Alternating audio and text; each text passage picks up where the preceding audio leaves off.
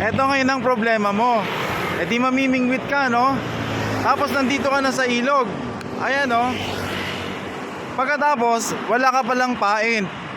Wala kang pang pain na bulate. Eto ang solusyon, no? Para hindi ka na mag-iisip kung saan-saan ka pa maghuhukay. Samantalang ito, mukhang bulate na to. Ayan, no? Berking Polaris Salt Lure.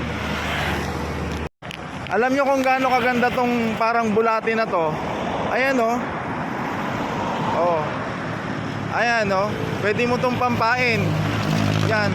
Kung daladala mo to, kung meron kang lagi nito, sigurado hindi mo na magiging problema yung hahanap ka pa dyan kung saan ka kung saan ka pa maghuhukay dyan. Eh kung walang bulate, di ba? Huwag mo na munang isipin kung makakahuli ba to.